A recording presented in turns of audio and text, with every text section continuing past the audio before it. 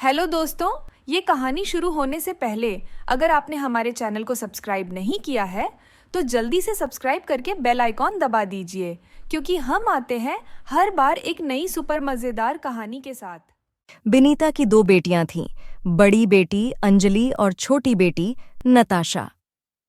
अंजलि और नताशा सगी बहनें थीं, लेकिन नताशा दूध की तरह गोरी थी। वहीं बेचारी अंजलि कोयले की तरह काली थी, जिसके चलते बिनीता अंजलि को बिल्कुल भी पसंद नहीं करती थी। जय हो दुर्गा माता की। माँ देखिए, आज मैं आपके लिए आपकी मनपसंद साबूदाना खीर बनाकर लाई हूँ। मुझे पता है आपको मेरे हाथ की साबूदाना खीर बहुत पसंद है। अंजलि अपनी बनाई हुई साबूदाना की खीर दुर्गा माता को भोग लगाने जाती है कि तभी वहां उसकी छोटी बहन नताशा और मां बिनीता आ जाती है और उसके बाल पकड़ते हुए खींचकर उसे दुर्गा माता की मूर्ति से दूर करती है। तेरी इतनी हिम्मत कि तू अपने इन काले हाथ की बनी हुई खीर दुर्गा माता को भोग लगा रही है। ये तो पागल है जो ये एक मूर्त को खीर खिला रही है। नताशा, तुम्हें जो बोलना है मुझे बोलो, लेकिन मेरी दुर्गा माता के अंदर मेरी दुर्गा माँ है। अंजलि की बात सुन बिनीता और नताशा अंजलि को बेरहमी से मारना शुरू कर देती है। हे दुर्गा माता, तेरे 7वें रूप। काल रात्रि को सारा जग पूजता है, लेकिन अगर एक इंसान का रंग काला है तो वही जग उसे दुत्कारता है। ऐसा क्यों माँ? यह रंग तो तेरा बनाया हुआ है, तो क्यों मेरी ही सगी माँ और बहन मेरे साथ ऐसा करते हैं? यह कहते हुए अंजलि दुर्गा माता के सामने फूट फूट कर रोने लगती है। दुर्गा माता के सामने रोते हुए अंजलि को कुछ बीते पल याद आने लगते हैं। क्या हुआ मेरी गुड़िया रानी को? क्यों रो रही है मेरी गुड़िया रानी? पापा, आज माँ ने फिर मुझे डांटा। मैं तो कोई गलती भी नहीं करती हूँ, फिर मेरी माँ मुझे क्यों डांटती है? क्या माँ ऐसी होती है? नहीं बेटा, ऐसा नहीं कहते। माँ तो कुदरत की बनाई हुई सबसे सुंदर चीज है। इतना कहकर समीर अंजलि का हाथ पकड़ता है और उसे दुर्गा माता के मंदिर में ले जाता है। पापा, ये कौन है? बेटा, दुर्गा माता है। यह सिर्फ किसी एक की नहीं बल्कि सारी जगत की माँ है। आज के बाद जब भी तुम्हारी माँ तुम्हें मारे तुम यहाँ आ जाना। जितना प्यार तुम्हें दुर्गा माँ करेगी उतना संसार में कोई नहीं करेगा। सच्ची पापा, फिर तो मैं दुर्गा माता के मंदिर रोज जाऊंगी। इतना कहकर 5 साल की बेटी अंजलि जाकर दुर्गा माता की मूर्ति से गले लग जाती है और बचपन से ही दुर्गा माता की बहुत बड़ी भक्त बन जाती है। अंजलि के पिता तो परलोक से धर जाते हैं, लेकिन समीर की बातें आज भी अंजलि के दिल और दिमाग में बैठ चुकी थीं। इसलिए अगर अंजलि की जिंदगी में अगर कोई उसके लिए जरूरी था तो सिर्फ उसकी दुर्गा माता ही थी। अरे बिनीता बहन, चलना नहीं है क्या? बस चलो चलते हैं। आप लोग कहीं जा रही हैं क्या? अगले हफ्ते से नवरात्रि है ना, तो शहर की सबसे बड़ी दुर्गा माता के मंदिर में आज बहुत बड़ी पूजा और जागरण होने वाला है। हम वहीं जा रहे हैं। दुर्गा माता के वह बड़े वाले मंदिर जा रहे हैं। मुझे भी अपने साथ ले चलिए ना। हम तुझे क्या बेवकूफ दिखाई देते हैं जो तुझ जैसी को वहां लेकर जाएंगे? अगर हम तुझे मंदिर ले गए तो तेरे इस काले रूप को देखकर बेचारी दुर्गा माता ही डर जाएंगी। नताशा, कम से कम दुर्गा माता को लेकर तो ऐसी बात मत बोलो। अगर वह तुमसे क्रोध हो गई ना तो तुम उनका प्रहार सह नहीं पाओगी। बस बस, अपने यह ज्ञान की बातें मुझे देने की कोई जरूरत नहीं है, समझी? अंजलि बिनीता और नताशा के सामने गिड़गिड़ाती रहती है, लेकिन वह उसकी एक नहीं सुनते और सब उसे छोड़कर अकेले ही दुर्गा माता के मंदिर चले जाते हैं। लेकिन एक भक्त को उसकी भक्ति करने से कौन रोक सकता है? अंजलि के पास भले ही मंदिर जाने के लिए पैसे नहीं थे, लेकिन अंजलि दुर्गा माता के मंदिर पैदल ही जाती है। अंजलि के पैरों में छाले पड़ गए थे, लेकिन उसे अपने दर्द का कोई एहसास नहीं था। वह तो बस दुर्गा माता की भक्ति में लीन थी।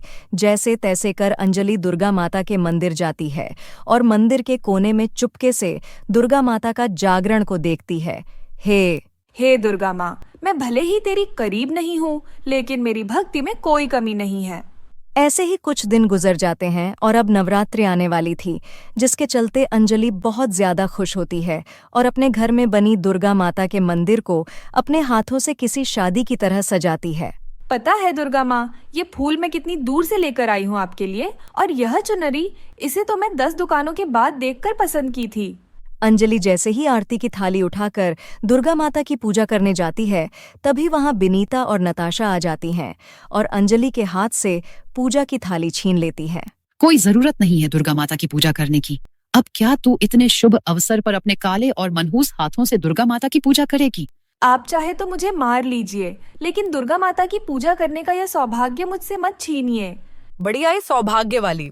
अंजलि अपनी माँ के सामने मजबूर हो जाती है और बिना पूजा करे ही चली जाती है।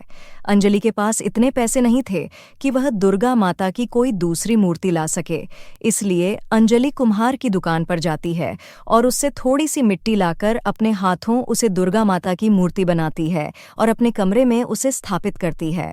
हे माँ, मैंने तेरी प्रतिमा तो बना ली, लेकिन पूजा के लिए मेरे पास सामान नहीं है। माँ जैसे ही पूजा कर लेंगी, मैं पूजा का सामान चुपके से ले आऊंगी।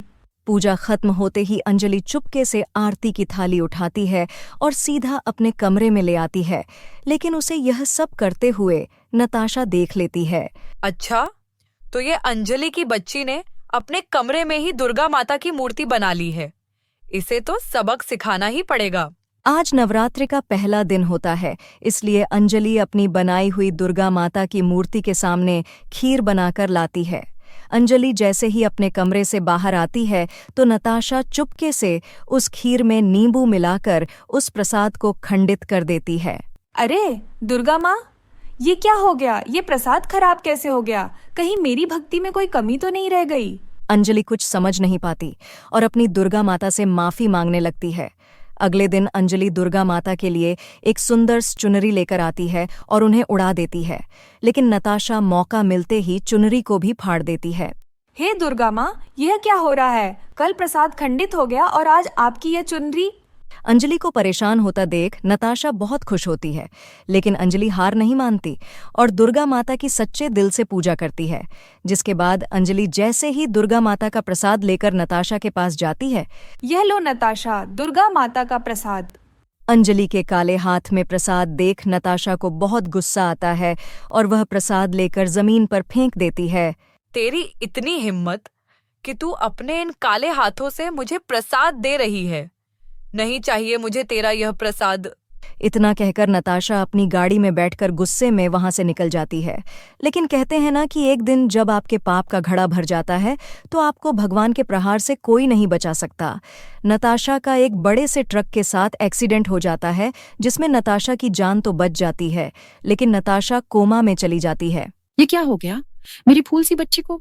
माँ, कुछ नहीं होगा हमारी नताशा को, वो बिल्कुल पहले की तरह हो जाएगी। मेरी दुर्गा माँ है ना।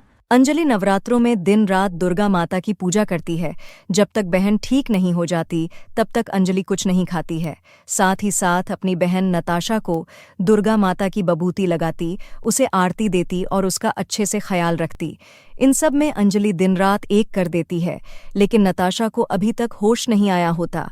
ऐसे ही अष्टमी का दिन आ जाता है, रात का वक्त होता है और अंजलि सो रही होती है कि तभी अंजलि, उठो मेरी बच्ची, मैं तुम्हारी इस भक्ति से प्रसन्न हूँ। यह लो, यह फल मैं तुम्हें अपने आशीर्वाद के रूप में दे रही हूँ। यह फल जैसे ही तुम अपनी बहन को खिलाओगी तो वह कोमा से बाहर आ जाएगी। दुर्गा माता के इतना बोलते ही अचानक सपना देख रही अंजलि का सपना टूट जाता है और जैसे ही घूमती है तो देखती है कि उसकी साइड वाली टेबल पर दुर्गा माता का दिया हुआ फल रखा है।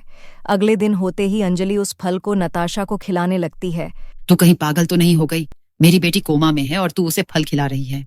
यह कोई मामूली फल नहीं है, बल्कि दुर्गा माता का आशीर्वाद है। मेरे कहने पर एक बार ये फल मुझे प्लीज नताशा को खिलाने दीजिए।